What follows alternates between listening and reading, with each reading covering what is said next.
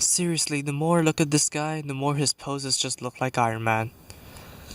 What is going on, guys? MJ2005 Gundam here, and today I'm going to be reviewing the high-grade P-Bandai Gundam X Jumaoh from Gundam Build Fighter GM's Counterattack. So this is the upgraded version of the Gundam X Mao, and to be honest, well, it's good and bad at the same time. Good because, well, the X cannon looks cool when stored, but bad because, well, the iconic satellite panels are gone. In my opinion, the silhouette looks alright, but just the fact that the satellite panels are gone, basically, either it enhances your look of the X, or it destroys the icon of the Gundam X. So, I don't know, it's really up to you guys. So, the color scheme is more or less the same, with the light blue, white, dark blue, yellow, red, gray for joints, and the turquoise-ish blue under this kind of light for the beam blaster stickers. So it's more or less the same as the Gundam X Mao, so it looks alright to me. And for stickers, you have the blaster on the head. I know it is called a beam device, but I don't care. You have the white on the V-fin over here, which is alright. Is a bit of hit and miss to me because folding edges. You have the silver under the green over here, and then all the reflectors or beam devices or beam blasters, except for the ones on the waist, front skirts, side skirts, and hands, because either they're too small or Bandai is just being lazy. Not to mention the fact that you don't get red variants of those. And then you have the scopes for the X cannons. So that is basically it. And other than those changes, it's just more or less the Gundam X Mao with a different backpack. So yeah, it's alright to me. For articulation, it's more or less the same as the Gundam X Mao. Basically, anything that is using the Gundam X's frame. So, head is on a double ball joint, but the lower joint is kind of limited because it is located inside the collar. Pop out polycap, rotating hands. These can actually move. The arms can move, rotate above the elbow, bend at the elbow at one joint. They just rotate and wiggle, and since these have a joint, they have a little bit more articulation just to flip them up. The waist can rotate, it can do crunches, front skirts, side skirts both move, back skirt doesn't move at all. The legs can go forward and back separate from the waist and do a little bit of a funky dance. Legs to go forwards, backwards, outwards, as far as the ball joint allows it. Rotation thanks to the ball joint. A double jointed knee, but it doesn't really do much. These can kind of rotate in this configuration. The armor is on the ball at the side, and then the feet can go forwards and back, side to side, rotate. And then these cannons over here, they have a pseudo polycap joint at the base. They can rotate at the base, they can rotate at this joint, they can rotate at the cannons, and then these flaps can move up and down. So it's really just the same articulation as the Gundam X. So not many like awesome poses you could pull out of this. Sorry for bad grammar, but yeah, it's just mediocre at best. For accessories, you obviously have the beam devices over here. And I more or less want to talk about it than just show it, because every single part that can turn red on the Gundam X Jumaoh when full burst is basically a blaster. So the stickers, the metallic stickers on the head, the shoulders, the forearms, not the palms, well, they are still beam devices anyways. The absent ones on the waist, the knees, feet, and yeah, and also this piece of armor over here are all beam devices. So it is located all over the body, so you really do not need to arm this guy because this guy can attack from anywhere. And then you have the Mega or Hyper Beam Saber. I'm really not sure about the name of it. It's still on the screen anyways. So this is the same as the Gundam X. So you have this 3D beam from back in the day. You can plug it in. And this guy does come with 2 holding hands, don't worry. So basically, you unplug the head, slide the handle in, and pop the head back on.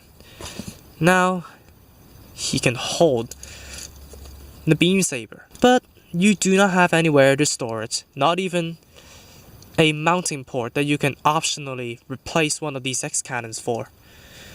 So you can either let him hold it or put it in a ziplock. And yeah, you can increasingly see the chances of this guy falling over and me burping, sorry for that.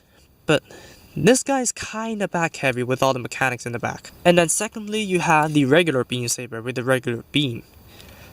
Unfortunately, you do not have the cup to mount onto the backpack to store this in, so yep, it is still kind of obsolete if you do not let him use it, so you just slide it into the hand and there you go.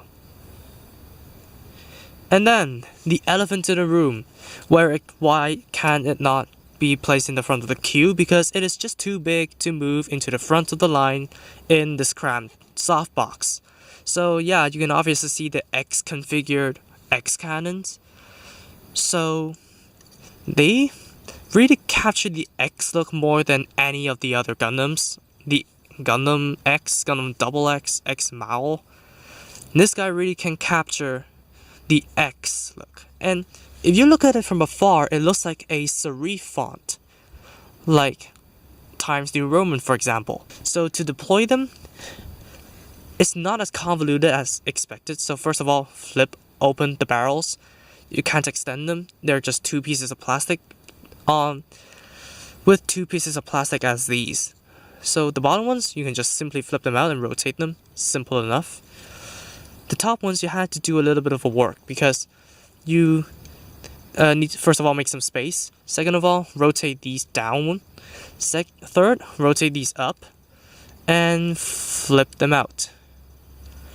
And kind of be carefully fiddle around with the joints until you get the angle you want there. So now the X cannon is ready to be fired. Don't know where's the charge system on this because no solar panels, no reflector panels, so probably just draining it from the mobile suit's energy source. But whatever, it looks extremely cool. And then you have full burst mode that you can activate. So for that, I'm gonna prop it up with this unincluded stand. This is a stand from some other kit I forgot about. So first of all, put up its hands like Iron Man. And yes, you can fire these independently. And take off these pieces, rotate it, and then put these shoulder pieces down. Raise the skirts towards the front. Set these legs and unplug these. Now it's easy to unplug the mounting port with it, so might as well do this for clearance. So you have 2 holes here. So normally pegged on the lower hole, so you flip it up and peg it on the higher hole. So now the blaster is facing forward. So now it is in full burst mode.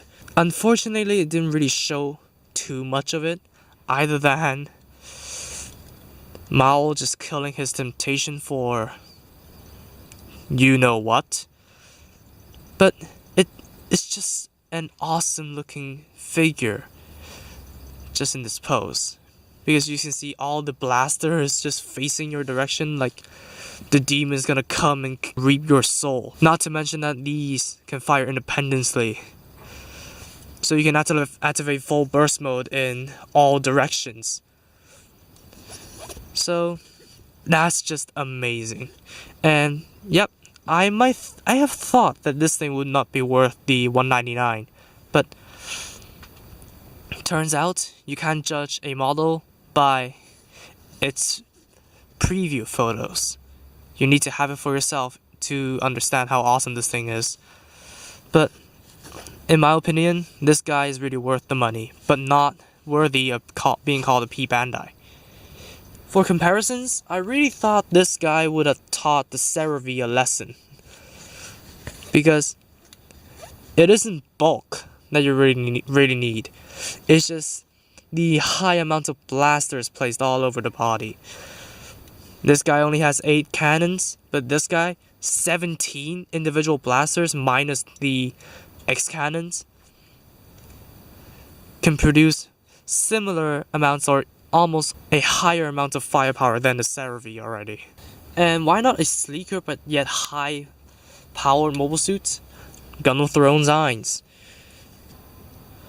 So yeah, that's all for the Gundam X Jumaoh. So what do you think of the Iron Man suit? Let me know in the comments below. I think this guy is really cool looking just because of the Serif X when these guys are stored, when the cannons are stored, and just basically the sleekness of the Gundam X, and also just the peculiarly placed blasters. You even have one in the forehead. How awesome is that? Really triggers your imagination of how this guy can fight if the episode is not that rushed. But anyways, that's it for me. This is an awesome kit I would recommend to people who really wants to have this in their collection. So, too bad it's a P-Bandai kit, and I still think it is not worth to be called a P-Bandai just by simple remolds, but nevertheless, if I were to give it a mark out of 5, I would give it a 4 to 4.5 because this is just amazing looking. Hopefully they update the joints a little bit. But anyways, what do you guys think of this kit? Tell me in the comments below. And thank you all so much for watching this video. If you did like it, please be sure to drop a like, comment, and also subscribe for more gaming videos, model reviews, and all that kind of stuff. Subscribe to the featured channels on my channel page if you haven't, and I'll see you all in the next review. Peace out.